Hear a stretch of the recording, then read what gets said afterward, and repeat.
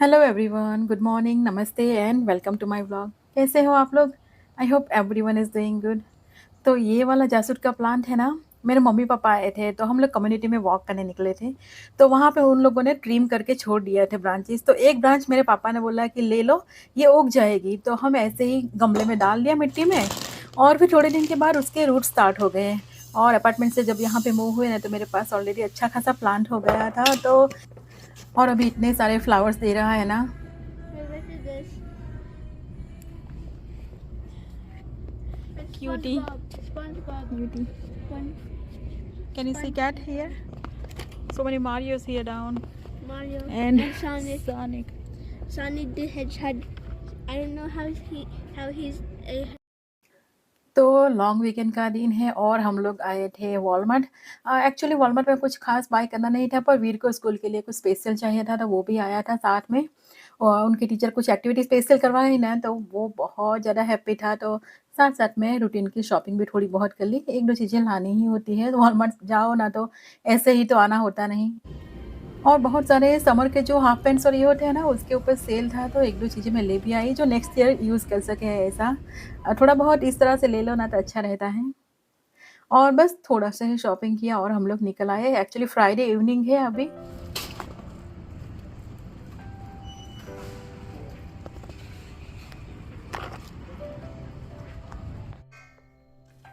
और आज सुबह बनाया था एकदम सिंपल सा खाना, लाइक पास्ता बनाया था वीर के लिए। वो लॉन्ग वीकेंड है ना, तो उसका लॉन्ग वीकेंड फ्राइडे से ही स्टार्ट हो जाता है। बोल रहा था पास्ता ही बनाना, तो मैं पास्ता बनाया। स्कूल में तो वो सैंडविच ही ले जाता है, तो कुछ चेंजेस नहीं रहते, वो कुछ खा भी नहीं पाता है सैंडविच के अलावा, क्योंकि उसे बहुत सारे डिफरेंट काइंड ऑफ फूड आते हैं ना वहाँ पे, और कैफेटेरिया भी होता है, तो उसको स्मेल आती है ना, तो वो उसको कुछ प्रॉब्लम हो जाती है different kind of variety of smell से, तो कुछ खा नहीं पाता। एकदम सिंपल सा खाना ले जाता है, फ्रूट्स अच्छे से खाता है। तो मैंने सोचा पास्ता बना लो उसके लिए, और हम लोगों के लिए सब्जी बनाऊंगी। तो एक ही सॉस बनाऊंगी, उसी में से सब्जी भी बन जाएगी। कढ़ाई पनीर काइंड ऑफ कुछ बना लूँगी, फटाफट से बन जाए और टेस्टी भी लगे उस तरह का। तो यहाँ पे सॉस के लिए मैंने टमाटोज़, अनियन, गार्लिक, जिंजर डाल दिया है, सॉल्ट डाला है थोड़ा सा, और साथ में मैं यहाँ पे वॉलनट्स डालूँगी। वॉलनट्स बहुत सारे हैं घर पे एक्चुअली, तो उसका यूज़ भी करना है, वरना वो ख़राब हो जाएंगे। तो वॉलनट्स से भी अच्छा फ्लेवर आएगा, थोड़ा सा नटी सा फ्लेवर आएगा। बस इसको सॉफ्ट होने तक पकाएंगे, और इसकी ग्रेवी, और इसे स्टोर भी कर सकते हैं। बेसिकली आज में है ना, बहुत सारे टमाटोज़ मेरे पास है, बैकयार्ड से बहुत सारे पिक किए थे, और एकदम राइप हो गए ना तो वेस्टेज हो जाएंगे। तो मुझे इसे स्टोर करना है, तो मैंने सोचा मैं ग्रेवी बना के फ्रीज़र में डाल दूँगी। तो यहाँ पे अनियन, टमाटो डाला है, थोड़ा सा गार्लिक, जिंजर, और बस सिंपल सी ग्रेवी बना लूँगी। उसमें मैंने कोई भी नट नहीं डाला है, क्योंकि पास्ता में समटाइम्स यूज़ करना होता है ना, तो बच्चे लोगों को पसंद नहीं आता है। तो वो सॉफ्ट हो जाए उसके बाद इसको ग्रेवी बना के ठंडा होने के बाद क्यूब्स बना के फ्रीज़र में स्टोर कर लूँगी। तो हमारे घर के टमाटोज़ का कुछ भी वेस्टेज नहीं होगा। और यहाँ पे मैं मिक्स बेल पेपर्स, अनियन को रोस्ट कर रही हूँ, ताकि इसको मैं पास्ता में भी डाल सकूँ, और मेरी कढ़ाई पनीर में भी चला जाए। तो बेल पेपर्स भी अच्छे खासे हो रहे हैं ना, तो उसका तो यूज़ कर लूँगी। फ्रीज़र में इसे किस तरह से स्टोर कर सकते हैं वो मुझे पता नहीं है, किसी को पता हो तो प्लीज़ बताना कि अच्छा भी लगे, क्योंकि मैंने एक दो बार स्टोर करने की ट्राई की ना, जैसे ही निकालो ना पूरा पानी निकल जाता है और एकदम पिचक जाता है। तो कभी स्टोर नहीं किया है, पर अच्छे से स्टोर होता, तो मुझे स्टोर करने का बहुत ही मन कर रहा है, क्योंकि स्वीट पेपर्स बहुत सारे हो रहे हैं अभी, और इतना ज़्यादा खाना पॉसिबल नहीं है। तो मैं चटनी बना लूँगी और कुछ नहीं तो। तो यहाँ पे ग्रेवी में मैंने थोड़ा सा पनीर भी डाल दिया, ताकि ग्रेवी थोड़ी सी क्रीमी हो जाए। हमें कोई क्रीम डालने की ज़रूरत नहीं पड़े, इस तरह से क्रीमी भी हो जाएगी और टेस्टी भी लगेगी।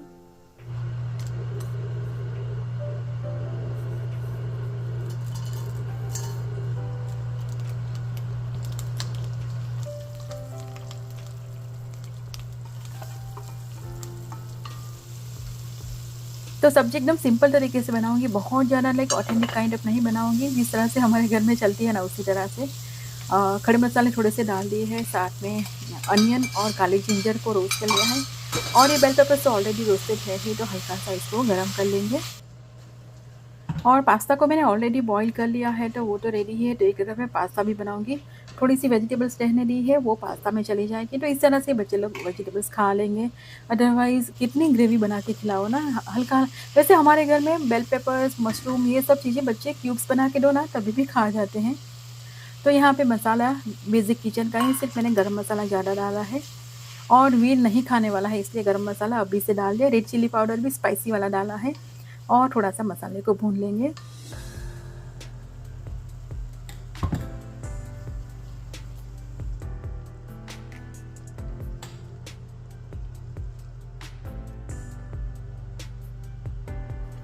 तो बस इसे कवर करके छोड़ देंगे और लो फ्लेम पे पकने देंगे। और एंड में थोड़ा सा कसूरी मेथी डाल दो और चाहो तो थोड़ा सा क्रीम डाल सकते हो या फिर पनीर और मिल्क को अब ब्लेंड करके भी डाल सकते हो, उससे भी आ जाएगा। वैसे पनीर ऑलरेडी हमने ग्रेवी में डाला है। तो बस कसूरी मेथी अच्छे से डालूंगी और फिर इसको कवर करके छोड़ देंगे। इधर पास्ता भी रेडी हो गया, साथ में ही सेम प्रोसेस करनी थी, सिर्फ पास्ता डालना था पनीर की जगह पे, तो वो ही डाल दिया है। और वीर को बहुत पसंद आया था तो मुझे अच्छा लगा। अदरवाइज़ क्या करता है ना, ग्रेवी थोड़ी सी डिफरेंट लगती है ना सब्जी जैसी, तो वो नहीं खाता, पर उसे अच्छा लगा आज। तो सब्जी भी रेडी है, साथ में अब मैं रोटी बना लूँगी फटाफट से, जब खाना हो ना तभी। और एक तरफ पास्ता भी रेडी है, तो हो गया हमारा डिनर रेडी। तो बस वीर को लेने जा रही थी, वीर को लेके इनफैक्ट आ रही हूँ घर पे। वेदर एकदम अच्छा हो गया है, इतनी ज़्यादा गर्मी अभी नहीं है, तो इतना अच्छा लग रहा है ना बहुत टाइम के बाद। मुझे लगता है इस बार फॉल जल्दी आने वाला है, वेदर कुछ ऐसा दिख रहा है। और रात का टाइम है तो एक ग्रेवी ठंडी हो गई थी, कुछ इस तरह की बनी थी। तो मैंने सोचा इसको मैं फ्रीज़र में थोड़ी सी तो डाल ही देती हूँ ताकि क्यूब्स बनना स्टार्ट हो जाए।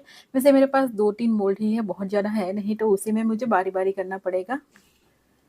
तो ये बड़ा साइज़ का बनेगा क्यूब, 1 क्यूब निकालो ना तो इनफ हो जाए, इतनी साइज़ का है। तो उसमें मैंने कर दिया, थोड़ा-सा छोटे वाले क्यूब्स भी बनाऊँगी ताकि जो कुछ पास्ता थोड़ा-सा बनाना हो ना, तो उसमें बड़ा-सा क्यूब निकालो, उसे ठो करो और फिर वेस्टेज हो जाएगा ना। तो मैंने सोचा इसमें भी थोड़ा-सा डाल दूँ तो ईज़िली ये निकल आएगा।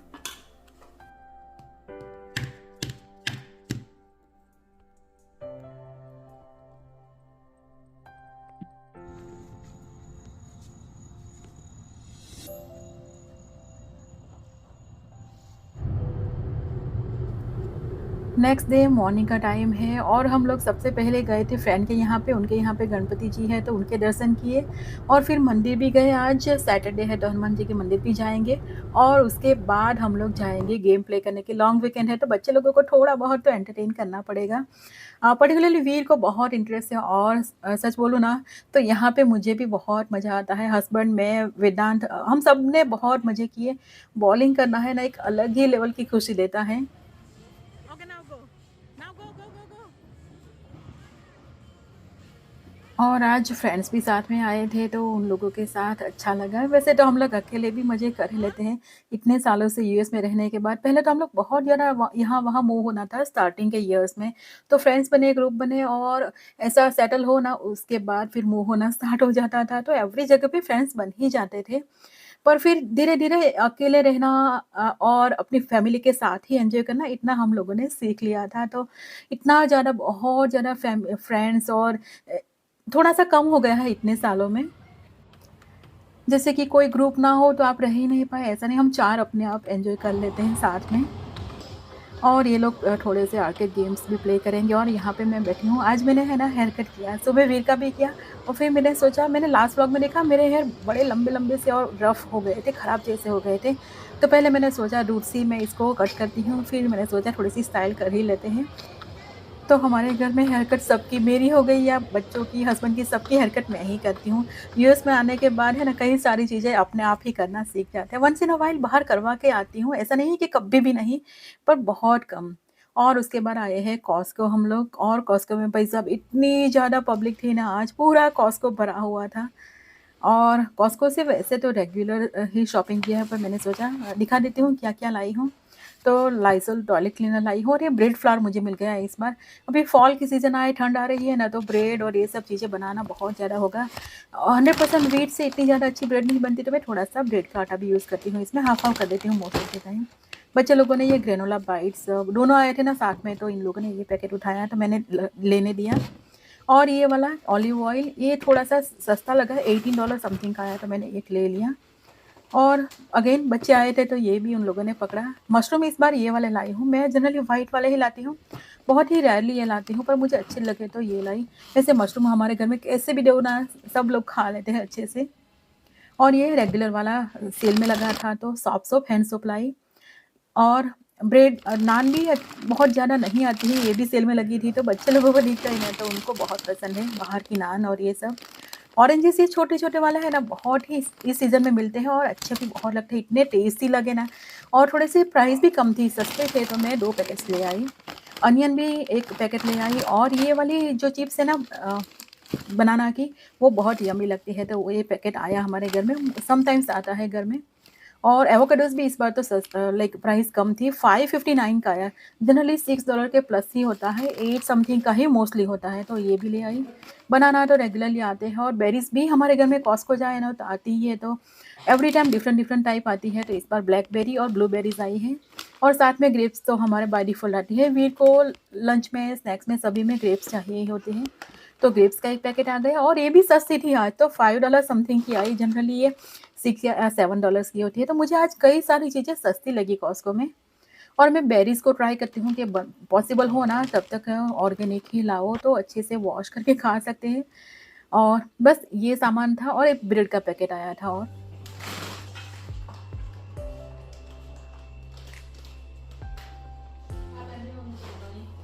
तो आने के बाद थोड़ा-सा रेस्ट किया, क्योंकि सुबह से निकले थे, वैसे लंच तो फ्रेंड के यहाँ पे ही कर लिया था। बाहर भी कुछ हल्का-फुल्का सा ड्रिंक और ये सब चीज़ें हुई, तो वो कर लिया था, तो अभी किसी को कुछ खाना था नहीं। आने के बाद सब लोगों ने ऑरेंजेस तो खाए ही, तो सब चीज़ें अपनी जगह पे रख लूँगी, और डिनर में एकदम सिंपल सा डिनर बनाऊँगी, क्योंकि ऑरेंजेस आए हैं ना सीज़न के फर्स्ट टाइम इस तरह के, तो अच्छे से खाएँगे सब लोग। तो सब चीज़ें अपनी जगह पे रख दो ना, सेम डे शॉपिंग करके आए, अरेंज करके अच्छे से, तो बहुत आसान हो जाता है। अदरवाइज़ आप सोच लो ना कि नहीं मैं कल रखूँगी, 1-2 दिन बाद रखूँगी ना, तो नहीं होता। और साथ में वीर भी हेल्प कर देता अच्छे से, हस्बैंड भी हेल्प कर देते। अपस्टेयर्स ले जाने वाले सब सामान वो अपस्टेयर्स ले गए हैं। और ऑरेंजेस बहुत सारे, लाइक 10 पाउंड्स ऑरेंजेस आए, पर इतने टेस्टी थे ना, तो यहाँ पे इस टेबल पे अच्छे से सेट कर दूँगी। वैसे ये कलर ऑरेंज का या लेमन का बहुत ब्यूटीफुल लगता है ना, एकदम दूर से दिखता भी है, और फॉल की फ़ील आती है ये कलर दिख के, तो मैंने यहाँ पे पूरे अरेंज कर दिए। और रखते-रखते मुझसे रहा नहीं गया, तो मैंने एक ऑरेंज पील करके खा ही लिया। एकदम जैसे संतरा मिलते हैं ना, हमारे यहाँ पे संतरा बोलते हैं इसे, नागपुर संतरा बोलते हैं, उस तरह का बिल्कुल वैसा फ्लेवर भी आ रहा था, और लुक भी बिल्कुल वैसा था, और एकदम फ्रेग्रेंस घर में इतनी अच्छी फ्रेश वाली हो गई ना, जब ओपन किया तो। और डिनर में एकदम सिंपल सी सब्ज़ी, सिंपल सा राइस बनाऊँगी, बहुत सारी वेजिटेबल्स डालूँगी यहाँ पे, कैबेज और अनियन, कैरट्स, जो-जो चाहे ना, बेल पेपर्स आपको पसंद हो वो यहाँ पे डाल दूँ। साथ में थोड़े से मशरूम भी डाल देती तो अच्छा रहता, पर मैं भूल ही गई थी। तो बहुत सारी वेजिटेबल्स डाल के राइस मैंने ऑलरेडी कुक कर लिया था आने के बाद, क्योंकि मुझे पता था कि डिनर में कुछ सिंपल सा ही बनाऊँगी। तो ये रेसिपी तो मैंने बहुत बार शेयर की इस तरह की, पर बच्चे जब वेजिटेबल्स नहीं खाते हैं ना, तो इस तरह से ईज़िली आप इन लोगों को खिला सकते हो। एकदम हाई फ्लेम पे यहाँ पे पका लिया है, थोड़ा-सा यहाँ पे केचअप डाला है आज, चिली सॉस नहीं डाला है, चिली सॉस भी डाल सकते हैं। अगेन वीर खाएगा ना, तो फिर उसको चिली सॉस नहीं खा पाएगा। और पनीर के थोड़े से चंक्स मेरे पास पड़े थे, तो वो भी मैंने डाल लिए। एक्चुअली फ्रीज़र में रखे थे, बाहर निकाल के थोड़ा-सा माइक्रोवेव कर दिया। साथ में इसे भी टोस्ट कर लेंगे। और यहाँ पे है ना, मैं जो घर पे चाट मसाला बनाती हूँ ना, वही डाला है। एक्चुअली मैं क्या सोच रही हूँ, सभी मसाले के कई बार इंक्वायरी आती है कि किस व्लॉग में है। एक्चुअली मैं भी भूल जाती हूँ ना, तो फिर मैं सोच रही हूँ सभी मसाले का एक व्लॉग ही बना दूँ, कि ये मसाले की ये है करके पूरा एक मसाले वाला ही व्लॉग बना दूँ, ऐसा सोच रही हूँ। तो आई थिंक अच्छा रहेगा। आप लोग बताना किस तरह से मैं करूँ, तो अच्छा रहेगा कि नहीं? ताकि एक जगह पे सब चीज़ें मिल जाए। और राइस को मैंने 80% ही कुक किया था, और अभी ये स्टीम जनरेट होगी ना, तो अच्छे से कुक हो जाएँगे। उस तरह से ब्रेक नहीं हो जाएगा। अगर 100% कुक करके बनाएँगे, ठंडा करेंगे ना, तभी भी ये ब्रेक होने के चांसेस बहुत बढ़ जाते हैं। और ऊपर से स्प्रिंग अनियन, और ये रेडी हो गया।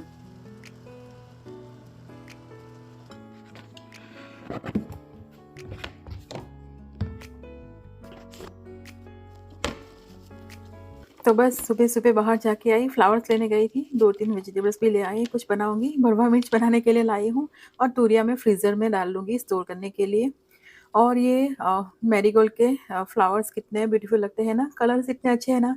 और इस बार दिवाली जल्दी है ना, तो दिवाली पे इसका अच्छे से यूज़ करेंगे। दिवाली पे मैरीगोल्ड का फ्लावर हो ना, तो फिर बहुत एकदम परफेक्ट वाइब्स आती हैं। और हमारे यहाँ इसे गलगोटा बोलते हैं, आपके यहाँ पे क्या बोलते हैं बताना ज़रूर। मुझे बहुत ज़्यादा पसंद है, one of my favourite flowers है ये।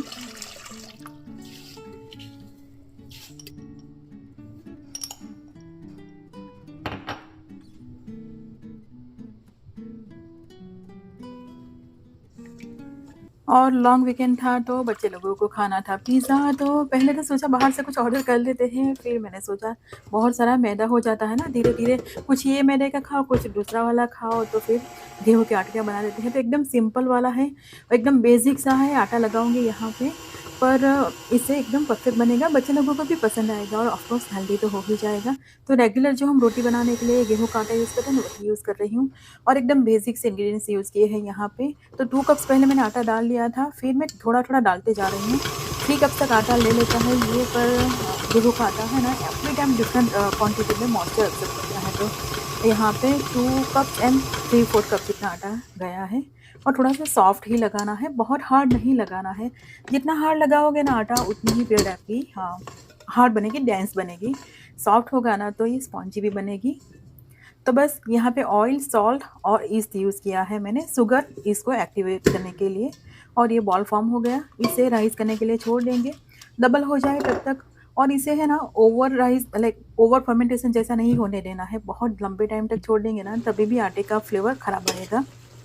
और यहाँ पे फ्रोज़न किया था ना थोड़े से ग्रेवी बना के उसको डाल दिया। पहले मैंने सोचा उसी का यूज़ करके मैं सॉस बना लेती हूँ, पर थोड़ा-सा पिज़्ज़ा सॉस का फ्लेवर देने के लिए टमाटोज़ को गार्लिक के साथ ऑलिव ऑयल में चॉप करके थोड़ा-सा सॉफ्ट कर लिया है, और साथ में क्रीमीनेस लाने के लिए जो फ्रोज़न किया था ना टमाटोज़ मैंने जो ग्रेवी बना के उसी को यूज़ किया है।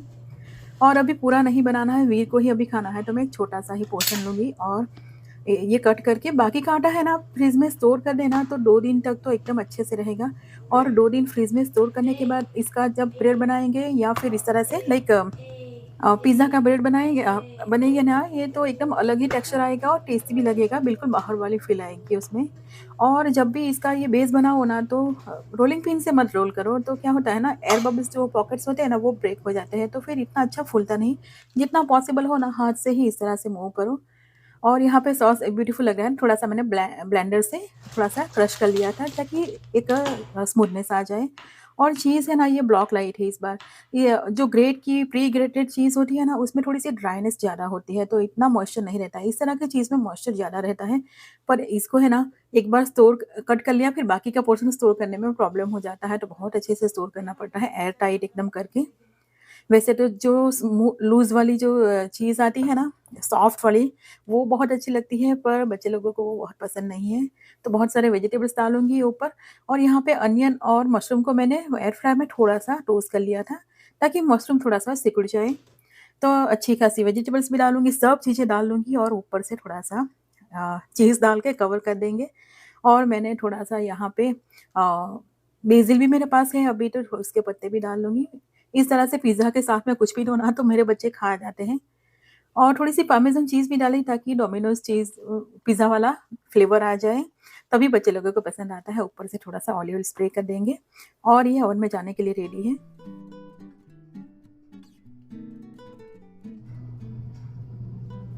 450 डिग्री फ़ारेनहीट पे बहुत ही क्विकली हो जाता है, 6 से 7 मिनट में हो गया था ये, छोटा-सा ही था ना। और बाकी का आटा को इस तरह से स्टोर कर लेंगे, फ्रिज में रख देंगे।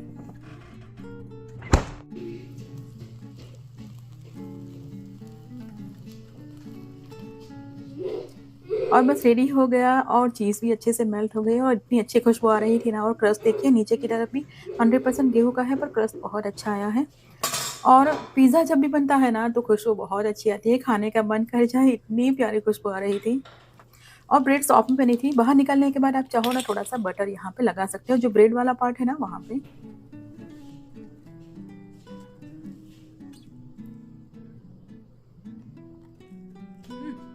Really good. Looking good. You look like my son actually. तो बस आज का व्लॉग यहीं पे एंड करते हैं। व्लॉग पसंद आया तो प्लीज़ इसे लाइक और चैनल को सब्सक्राइब कीजिएगा। मिलते हैं अगले व्लॉग में, तब तक के लिए बाय एंड टेक केयर।